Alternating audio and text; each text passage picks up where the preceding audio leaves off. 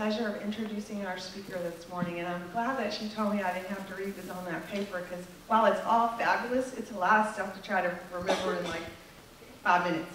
But what I want to tell you about the fabulous speaker this morning, Karen Fry, is that she was a powerhouse in the corporate world, and then she followed Spirit's guiding to be a powerhouse for love, for moving the message of be the love that you want to see in the world, be love. And what does that mean to be loved?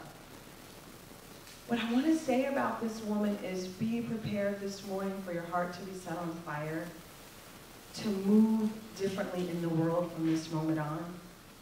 I ask you to open your minds and your hearts, and don't just let this be a service that you come to, you hear something nice, you practice it for 2 days, and you go away. Something's been building this morning, right? Be the change that you want to see in the world. Well, listen to Spirit answering that call, not just with the music, but also with this fabulous speaker that's come to us, who's actually up here today, hasn't been sick in years and doesn't feel so great. But the message that she has, and knowing the truth of who we are and us being that more fully in the world, is paramount to her. I also want to tell you that she is a licensed practitioner, and she's a Holmes Ministerial Institute student that is graduating in 2013. So you're getting this, she's been speaking for 20 years. We're getting that just for free because this is an amazing community. And we can support her in the Be Love program by purchasing her t-shirts across the way, and she's doing a workshop from 2 to 4:30 on a love offering basis. So if you feel so moved, we'd love to have you join us this afternoon. And I'm sure I didn't do you justice, but they'll get to experience you for yourself. And then you can come tell me, you are right, I am set ablaze. Welcome to the stage, Karen Fry.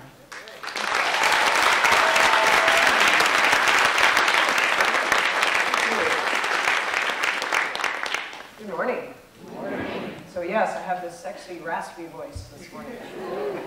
I actually canceled my flight from New Orleans Friday night to ride in Dr. Peter and Susan's van. So I got to do the 8-hour.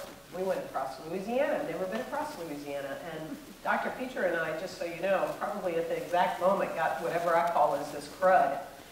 And so I got the sexy, raspy voice this morning to be with you guys. I also want to say that a phenomenon has already occurred in me that has never happened before. And I'm very aware of it, and I want to honor you for this. So I've spoken a lot in my life, as Alva just said. But I typically get the heart rate increase, right? Maybe I didn't have enough coffee this morning, I don't know. But I typically get the heart rate increase in what I call a 2-minute warm-up. It's not here. It's never happened. So I must be home, because I am not feeling it. So I'm just so comfortable with it. I'm like, wow, what a gift. That's a gift. So I'm going to ask us to join together, and this afternoon we'll get to do this quite a bit, but just join together in a collective breath. It brings us all into this oneness. So let's just breathe together.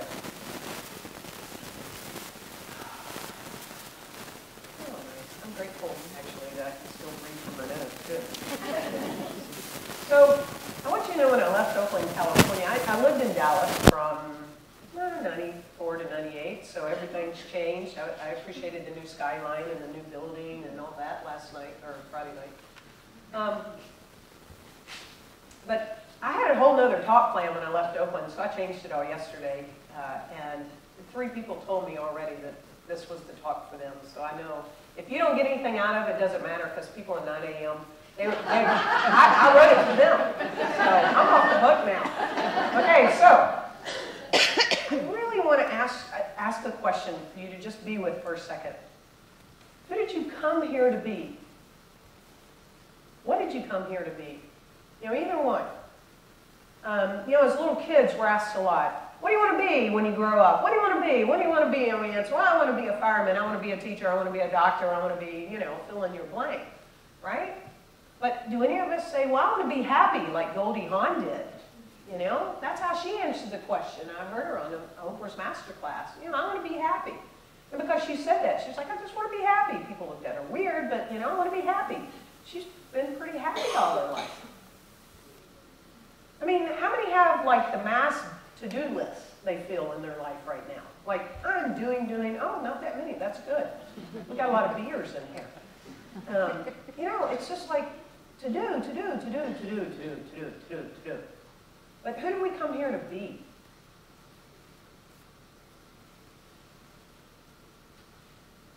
I got to really tell you, you don't know me, you haven't been around me in the years of people in my community have, but I was really good at doing. I was the world's best doer. 23 years of executive sales, and actually, quite honestly, they don't care what you did for them yesterday. They don't care. It's like, doesn't matter what you did last year and all the millions of dollars you bring in, or what you did last quarter, or what you did last month, or what you did last week. It's what are you doing for me now? Hit that number. Come on, make those sales. That's a lot of stress. So I got really good at doing it, so I could be the one to knock it out of the park and, oh, see, I put on a Superman or Superwoman cape and did it again, and then I'd go, great, what are you going to do next time? I was like, wow. You know, and after that building up, I got used to doing. When I got into my community 5 years ago at Oakland Center, it's like, sure, I'll be on the court council, I'll be stewardship, here I go, do. I'm really good at doing. But this thing called Be Love, which I don't have to explain what it is because you get to decide what it is. But when this thing got birthed in me in February 2010, I came home from our national convention in Denver and said, I can't do my job anymore. And I made sure in about 6 months or so, I didn't. First time ever. I got asked to leave. I haven't worked since October 2010, intentionally. So I took all of last year to be, and that wasn't easy either, I gotta tell you. That was a practice. So who am I as a beer? I know who I am as a doer. I love this theme that you have, this courting the beloved. I started thinking about that. Courting the beloved, we are courting it. But it is courting us. So that's where I sort of, the whole talk changed. It's courting us. And how are we allowing ourselves to let go of all the doing so we know when it's courting us? If we're just rushing off to the next thing or get to the next place or to do the next, you know, be with somebody else or whatever, how is it courting us? I mean, is it trying to say, look out, something's about to happen? Or, you know what, will you date me? Will you take me out on Valentine's Day year after year after year after year? And you just don't listen. You say no. What if someone's standing on the side of the street with a sign, here's the beloved, going, hey, I'm here. Or take my picture, please. Please take my picture. Take my picture. The beloved is courting us. And the question is, are we listening? Are we being aware? Are we taking enough time to slow ourselves down to be so we can hear what the beloved is saying to us? Can we listen to it? And can we act? I've never done spittle before, but it's the press, so I apologize. I just saw it. Woo, and that's on camera. Okay. Think about the last 15 years that we've had together on this planet and what has changed so dramatically, right? I mean, my gosh, we've got fast food restaurants. We have frozen food out in the freezer section in the grocery store. We've got genetically modified foods. We've got, you know, antibiotics being pumped into chickens so they'll grow faster. Everything is about fast, fast, fast, fast. We've got the internet. It's a beautiful resource, but now we've got the internet. And we've got to email, and we've got to be on Facebook. Come on, let's admit it. Who's addicted Facebookers? Just want to see. Okay, not that many. Aren't y'all good? No wonder I feel at home here. You know? But it's like I had to check in before I spoke this morning. Check in to CSLDallas. I'm on Facebook. I'm about to speak. Woo!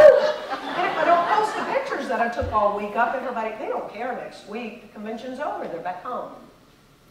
It's just getting so fast. I mean, it's not enough that I feel that each year that I'm on this planet it's getting faster, but our technology is making us more efficient. And what I'm thinking and what I'm feeling is that in this efficiency, it's not giving us more time to be, we just put more things on our plate to do. I heard an amen, and you're welcome to say amen anytime you want. But meanwhile, this divine person, this thing, the thing itself is going, hello, hello. Look at me, I'm courting you. So I started thinking about this. Well, how is it courting us? And this is when the whole talk changed. I'm supposed to talk to y'all about intuition today. Who knew? I didn't intuit. But I'm supposed to talk to you about intuition today. And this is Ernest Holmes, and I love this. It's like intuition is omniscient.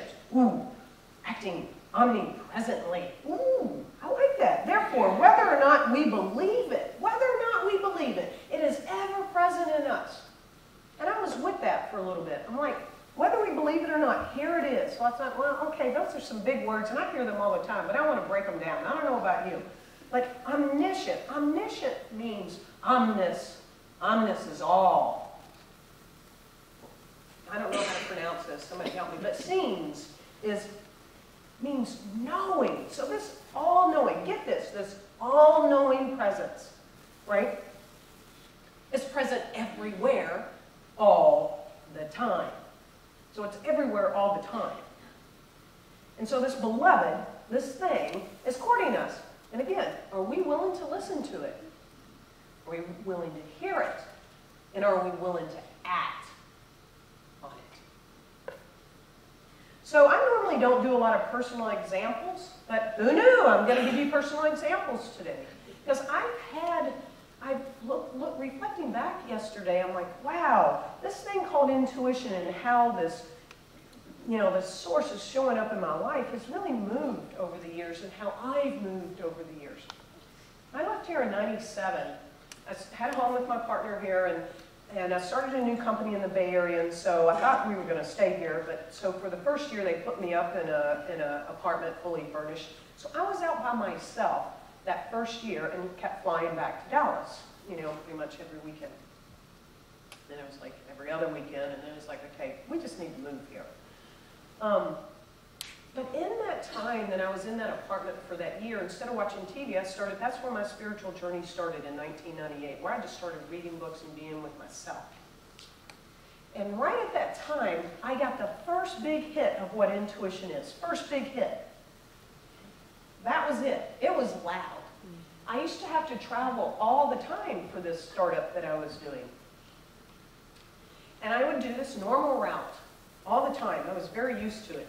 And I'd fly into Newark, New Jersey on a red eye, so I'm pretty tired as it is. Fly in, get there at like, dark 30, 2 a.m.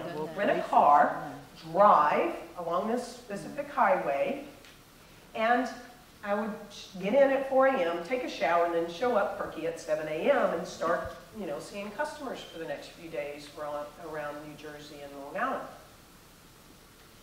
But this time it was different. When I landed and I was standing at baggage claim, I heard a voice say, "Be awake, be aware, get ready." I'd never heard a voice like that. Now, anybody hear a voice like that and not be committed? Anybody? No voices? I'm the only one who hears voices? Oh, okay. Participation's great. I know you're not in the camera, but I am. I'm standing up here with me.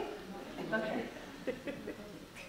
Be awake, be aware, be alert. I was freaked out. I was freaked out. And it didn't stop. So I've got my luggage now. Now I'm in the rental car, and it's like, be awake, be aware, be alert. I'm like, what is going on? I tried to drown it out. I found a jazz station and cranked it up. I thought I was losing my mind. Now, I'm on a 4-lane highway. I want you to picture this because it's somewhat important. 2 lanes going this way, median. 2 lanes going that way, right? And I'm going this way to the hotel. I was in the left-hand lane. Does this help you? I was in the left-hand lane and going that direction. The voice would not stop. Be awake, be alert, get ready. And I was ignoring it and trying to drown it out. What I didn't know is soon I went into the start of a curve. It was a blind curve. And at the beginning of the blind curve, in the left-hand lane, there was a car in that same lane coming the opposite direction on the wrong side of the highway at almost 4 a.m. in the morning. I had less than 10 seconds to react, and I didn't know what to do. And I'm like, well, now what? Because I knew what the voice was about, and it said, don't move. And I just went And the car moved into that other lane, and we went swoosh. Now, once I got my heart back into my body and looked in the rearview mirror, because I was then concerned about everybody else meeting that person, they turned around and realized they were on the wrong side of the highway. But I was like, oh my God, I had this personal experience of this voice. I knew what intuition was in a 2x4 kind of way. Wow. So I really like this quote by Florence Scovel Shinn. Intuition, there's two of them, intuition means to be taught from within. And it's man's unerring guide. I don't know, I had to look that up. I didn't know what unerring was. I looked it up. And unerring guide means always right or accurate. An unerring sense of direction. Intuition is a spiritual faculty and does not explain. It merely points the way. That voice did not explain what was about to happen to me. It only pointed the way and made me stay awake and made me stay alert. And even in my freak out of hearing a voice, it did not explain what was about to happen. It merely pointed the way.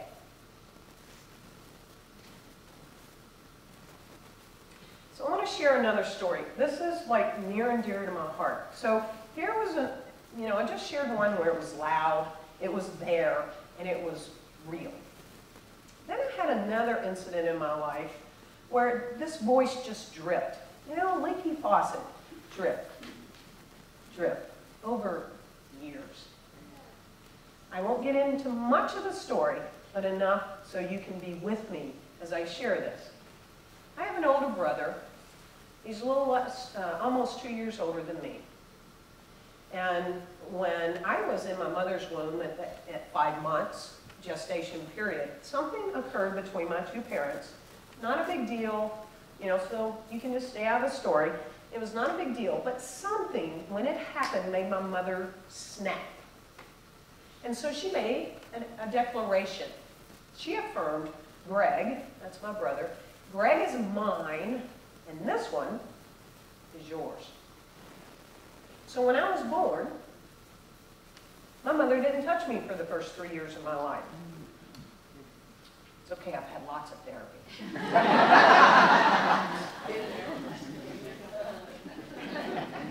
Hey. But that's just to set the tone. I was born in Gainesville, Florida. My father, to this day, every day of my life, has given me unconditional love. Very blessed for that. Anybody see The Help? So I just want you to stay with me, because there's a lot about that movie. I had to stop it 3 times. I put it off and put it off. So I'm going to share my personal journey with this. So, what I didn't know until I was 18 years old, that we had, let's call her a nanny for now. We had someone that cared for me. So this woman had 4 children of her own, but she took care of me every day for the first 3 years of my life. Now, I didn't know this either till later, but we moved back to Tennessee when I was 3. That's where my mother was from, so she decided, let's go back to Tennessee. They did not tell Rosanna, is her name, Rosanna Williams, they did not tell her until the day we were leaving. So, I'm growing up, not feeling real attached to my mother, and I gotta tell you, this girl from the South, every time I saw a woman of color, I just wanted to go up and hug her and love her up. I didn't know why. So here comes the drip. Once I found out at the age of 18, something was like, you need to find her. I didn't listen. It just dripped, and it dripped for years. It dripped. Then at the age of 38, so this is 8 years ago, on Valentine's Day, I had called my dad a few days early and said, we are going to find Rosanna Williams because this voice, this intuition was saying, you must do that. Because I was doing that for just me. So, we go. I could draw this out, and I'm not going to, but I will tell you I'm not inflating the story at all. So we go. My aunt lived in Florida. My dad, was with her. And so anyway, I fly in. Now get this. Okay, two white people, we borrowed my aunt's BMW. We're going on the other side of the tracks in Gainesville, Florida on Valentine's Day. All I knew was, Dad, you have to take me into this neighborhood. That's all the information we had. And so we're there driving around, and I was asking anybody, everybody in the town, do you know Rosanna Williams? And we went into the neighborhood, and every door I knocked on, if an African-American woman of about the age of 60 answered the door, this is the only thing I promise you I could say. I'd start crying and go, are you my mama? Are you my mama? Are you my mama? You know, I was very emotional that day. I really was. And they go, what? No. Do you know Rosanna Williams? No. Okay. Knock, knock, knock, knock. This went on for about 4 hours. 4 hours this went on. And it was getting dark, and my dad was like, we have to go back to the hotel. It's getting dark. We can't see. I'm like, okay, one more door, just one more door. And it was a little trailer, and I knocked on the door. African-American woman, about the age of 60-something, opened the door. Are you my mama? She said, no. Okay, well, today you are. I had bought 2 red roses, only ones left in the forest, and I handed them to her. I said, you're my mama today. I don't know what she thought of this individual, but I just, here we go. And it came into me. We were going back to the hotel, and it came into me. You must drive down that road one more time. I went, okay. Dad, we have to drive down this road one more time. So we drove down the same road in this neighborhood that we had been bebopping around for hours. There was a little blue house with a chain link fence. I'm getting back in this moment. It starts to come into my body. And I was like, wow. And there was a car parked. So I was like, ooh, there's activity. Parked the car. I got out. There was an African-American woman on a portable phone. And just as I got out of the car, 2 teenage girls popped out of this house. And they ran by, and I said, and this was all I said, do you know Rosanna Williams? They went, oh yeah, that's my aunt. And they just left. And I'm standing there. And the woman dropped the phone and said, are you her baby? It's 35 years later.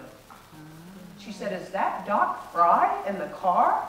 I went, yes. Of course, I'm crying big time by now. And she's like, she has never stopped talking about you. You were ripped out of her arms, and she swore you were coming back. She's my sister. And I said, is she alive? And she said, yes, she's 20 minutes down the road. I did not listen to that voice for 35, well, let's give or take 18, once I found out. And the way that it's connected us together, and her family and my family, because we're still in touch, sent her a Valentine's Day card, is amazing. So I say that, you know, what does it take for us to listen? So let's talk about this real quick over the next few minutes. I've got this figured out. When I was sitting with this, I'm like, oh my gosh, anybody have a GPS? Come on, let's see, any kind. Right, okay, good. This one is sort of looks like what I typically use. Anybody use one of these as their GPS? Good. Yeah, iPhone. I started thinking about this. I call mine Sally. Anybody name theirs? Sally. This is Sally. Sally's my GPS. Now here's the thing about this. I turn that GPS on, I log in an address, and I don't question it. I just go. Sally goes, turn right at this street. I turn right. Sally goes, turn left. I turn left. I go the distance she tells me to go. Turn right again, please. Okay, you're almost there. The checkered flag, it's right up there on the destination. I fully trust this thing called a GPS, Global Positioning System. I'm like, wow. I mean, this really hit me big yesterday. It's like, wow, I don't question it. I just go where it tells me to go. Have you ever, like, argued with, no, I think it's to the right. No, it's to the left. No, it's to the right. No, it's to the left. And are you going anywhere? Until you, like, finally go, all right, let's go right. Let's try that. You got to try. You got to act. I just act when Sally tells me to go. I just go where she tells me to go. So it really hit me. This GPS, we have one. Holmes says it. We have it. It's in us all the time, whether we believe it or not. And it's God, pure source.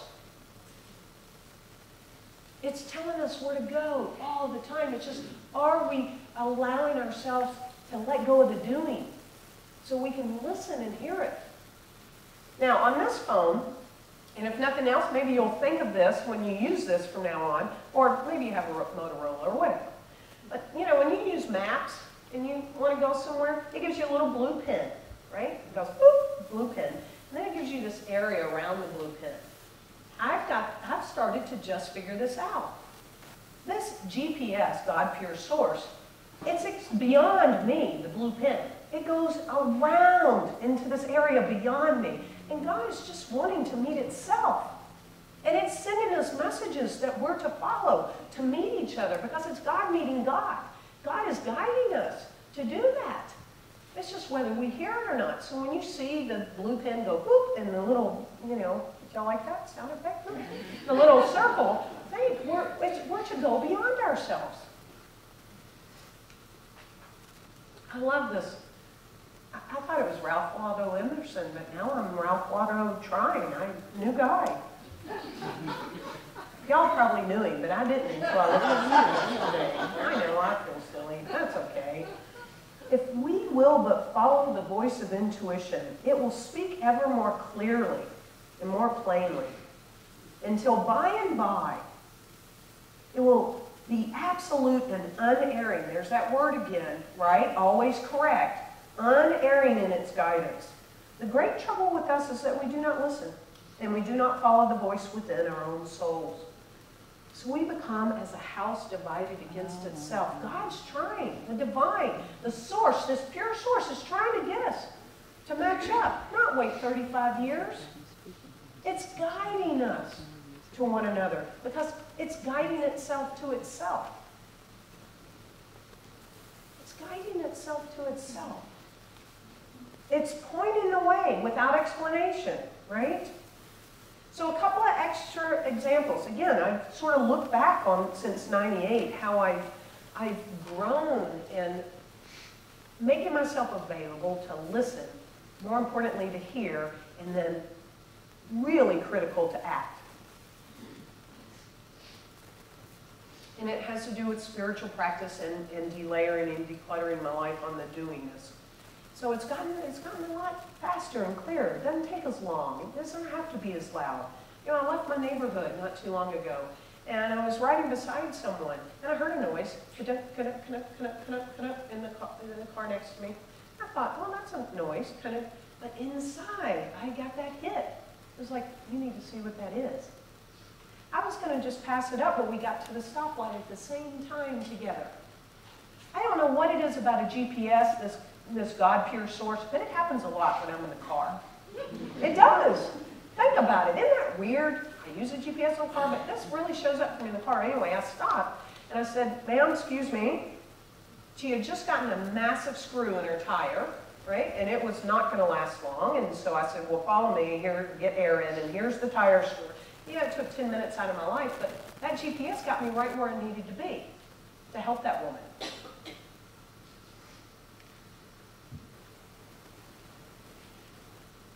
I wanted to, the last example I'll give is I wanted, on a particular class, we have a foundations class, and I was a TA, and it gets over at 10:30 at night.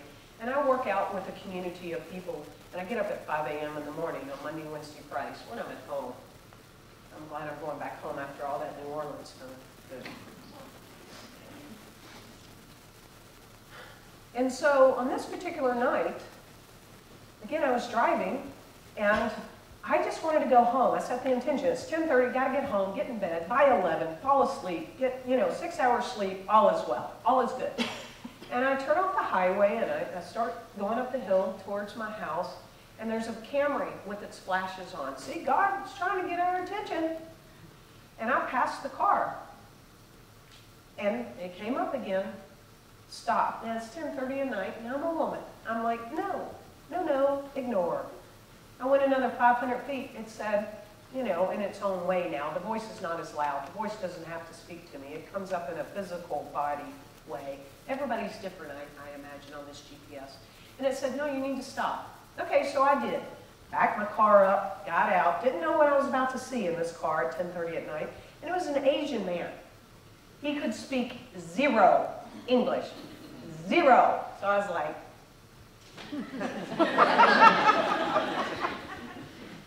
you know, I couldn't even know what was wrong with him. He had no way of telling me.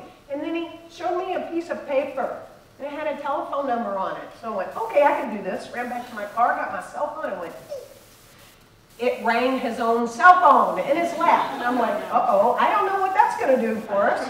I'm like, okay, I still don't know what's wrong. I did it again. It rang him again. And I went, okay, what? I have no way of communicating with this man. But I noticed below the telephone number there was an address. And I went, oh, so guess what? I got out my GPS on my cell phone and I went, dee-dee-dee-dee-doo, and I saw that it wasn't far. It was only one exit up. This man was lost. I couldn't communicate with him, so I just went.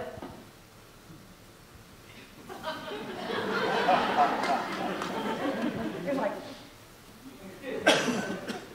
you know, we went through that motion, right? He followed me. I used Sally, my GPS, and off we went. I got him right to his house, helped him out. That circle went beyond the blue pin. But I heard it. I listened. And acted. So what I really want to invite you to do is start being aware and experimenting. Unless you act, you won't know that your GPS is working. And if you're not aware and you don't act, you will know your GPS is working. You'll know, oh, I didn't follow that intuition. Didn't turn out as well. I should have said the sacred no instead of the sacred yes. I just got into more doing. There all the time. So how to turn it on? This is the only way that I can think of right now, other than letting go of a lot of doing, that it's impacting how much this GPS is working in me right now. Okay, I want you to be honest. I will be too. How many people have a tough time having a consistent meditation practice? That's about what I saw at 9:15. Oh, man. And I'm a ministerial student. I'm supposed to have a meditation practice, right? So I got some really powerful information recently that I want to pass on to you. So this instructor in our class recently, a few months ago, said, look, all you have to do is be willing today, just today, to sit your butt on a cushion for 30 minutes. Now that took a lot of pressure off me. I don't know about you, because when I was meditating, I was trying to be something. I was trying to stop my brain from talking. I was trying to get enlightenment, and if it didn't happen after 4 consistent days, I was just like ready to give it up. I guess I'm alone in that. But when someone said, okay, when someone said, no, all you have to do is to be willing today to put your buns on a cushion or a chair or a bed. It doesn't matter, but you've got to not get up for 30 minutes. Can you commit to that? And I went, yes. So everyone in our class, and I'm telling you, there are a lot of ministerial students that also raised their hand in that non-consent, right? We got commitment buddies. And I did promise for the rest of my life I'll do that every day. They went, don't do that. Just today. And so each day we connect with each other, you know, we text. I meditated for 30 minutes a day. I don't care if my brain just runs, yada, yada, yada, yada. I don't get up. I don't care if nothing comes through me. I don't get up. I don't have to go, oh, Swami, blah, blah, blah, blah, blah, blah, and then go, nothing. That's okay. But because I've now, like, other than this week, and that's why I got junk, I'm telling you, I did too much doing this week. I didn't be, so I got sick. But I've noticed that GPS is getting recharged and working all the time. Because I'm willing to do that. I don't have to get it while I'm sitting my butt down. That's the key. Just being willing to do that. To be for just a little bit each day. You don't have to leave your job and live off your savings. Just sit for 30 minutes, and I'll bet you over time, this GPS is going to start becoming aware. So in wrapping up, what I love is, this is the end of a quote from Ernest Holmes on intuition. Pure intelligence alone leads. Perfect love alone guides. And goodness alone controls. So to be open to this God pure source that's there all the time, that's omniscient, omnipresent, it's in each and every one, bless you, of us. Men, don't buy in that women are more intuitive than you. You have it. It's alive in you. It's always there. And the thing is, we've got to slow it down in our life to be knowing when it's on. Listen, fear